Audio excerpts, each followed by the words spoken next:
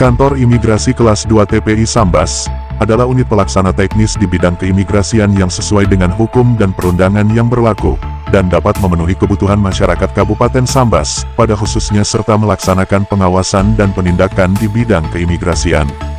Tindak perdagangan orang TPPO, dan pekerja migran Indonesia PMI non-prosedural. Kantor Imigrasi Kelas 2 TPI Kabupaten Sambas memperketat permohonan pembuatan paspor Sambas, Selasa tanggal 20 Juni tahun 2023.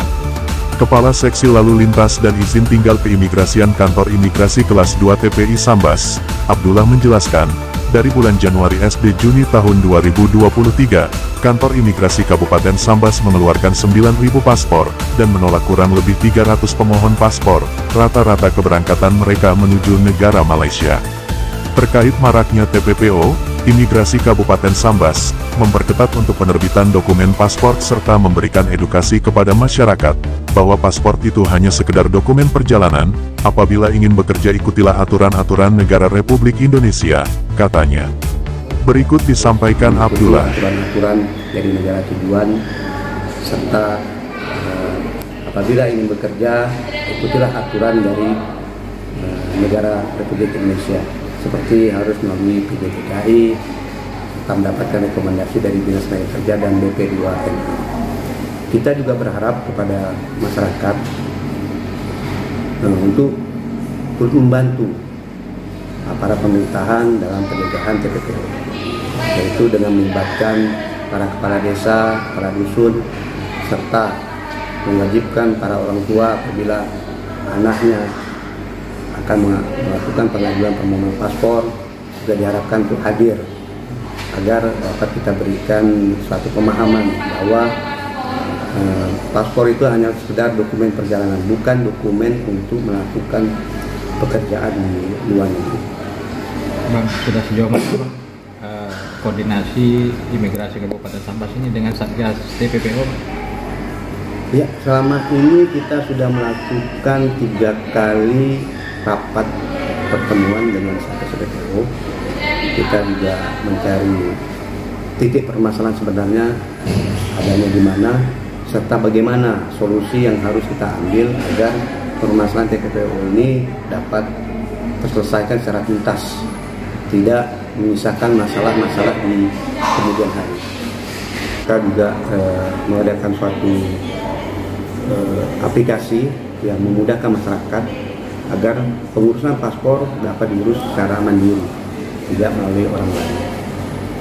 Di luar sudah kita sampaikan pamflet, banner maupun spanduk untuk menghindari penggunaan calo. Dan kita juga sudah berusaha untuk menertibkan bahwa hanya pemohonlah yang boleh berada di kawasan kantor imigrasi kelas 2 TPI Sambas. Bang, di luaran itu kan banyak. Ini karena saya mohon maaf tidak tahu juga tentang kalau di luar sana, tapi kami dapat pastikan di dalam kantor imigrasi sendiri tidak ada selain pemohon tidak boleh ada orang lain yang boleh masuk ke dalam ruangan pelayanan. Kita antisipasinya seperti itu. Dan juga kita sudah koordinasikan mungkin ke pihak APH, aparat penegak hukum, agar dapat membantu pihak imigrasi menertibkan apabila diketemukan atau ada laporan tentang calo-calo tersebut agar segera dapat ditindak sesuai dengan hukum yang berlaku. Ya, berdasarkan Permen Hukum Nomor 8 Tahun 2014 yang sebagaimana telah diubah menjadi Permen Hukum Nomor 18 Tahun 2022 tentang paspor, syarat paspor yaitu kartu tanda penduduk elektronik, kartu keluarga, serta akte kelahiran. Apabila tidak memiliki akte kelahiran, dapat menggunakan ijazah atau buku nikah atau surat baptis. Itu syarat formil. Tapi kita di situasi tertentu kita akan memberikan tambahan persyaratan untuk mencegah terjadinya TPPO. Itu yang pertama. Yang kedua, untuk menghindari calo, pemohon paspor dapat mengajukan permohonan secara mandiri melalui aplikasi M-Paspor yang dapat diunduh di Play Store. Juga kita memberikan edukasi kepada masyarakat tentang penggunaan aplikasi M-Paspor tersebut. Iya, sampai saat ini kita masih melaksanakan pembuatan paspor sesuai dengan SOP yang berlaku. Hanya pemohon paspor lah yang boleh berada di wilayah area kantor imigrasi Darurat TPI Sambas. Sehingga pada saat diwawancara, pemohon paspor tersebut bertanggung jawab terhadap permohonan yang diajukan. Apabila tidak memenuhi persyaratan, tetap akan kita tolak. Apabila memenuhi persyaratan, yang bersangkutan dapat kita berikan paspor.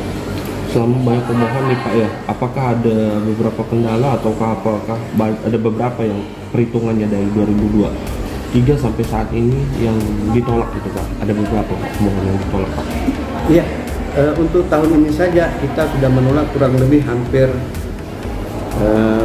300-an permohonan. Karena kita duga, baru kita duga, belum bisa kita buktikan bahwa yang bersangkutan akan menjadi PNI non-prosedural. Dalam 1 tahun ini ada berapa dokumen paspor Pak yang dikeluarkan oleh imigrasi? Sampai saat ini ada kurang lebih 9.000-an. 9.000-an. Dari Januari sampai ke Juni ya? Jadi rata-rata dari 9.000 itu mereka ketika diwawancara apa itu Pak? Tujuan dari mereka itu? Apa bekerja ke Malaysia? Apa selain negara Malaysia atau bagaimana? Tujuan keberangkatan mereka rata-rata ke Malaysia. Untuk tujuan keberangkatan rata-rata sudah disampaikan pada saat mengajukan permohonan. Karena pada saat mengisi aplikasi itu sudah ditanyakan tujuan dari permohonan paspor tersebut. Apa Pak, ada pesan-kesan atau seperti himbauan atau seperti apa Pak yang bisa Bapak sampaikan? Ya, yang pertama berdasarkan aturan Undang-Undang Nomor 6 Tahun 2011 tentang Keimigrasian, kemudian Kemenkumham Nomor 8 Tahun 2014, kemudian merubah Kemenkumham Nomor 18 Tahun 2022. Berikanlah keterangan yang benar, dokumen yang sah kepada petugas imigrasi pada saat mengajukan permohonan paspor, sehingga kita dapat menghindari terjadinya hal-hal yang tidak kita inginkan. Dari Sambas, Kalimantan Barat, Lintas Nasional iNews, Samsul melaporkan.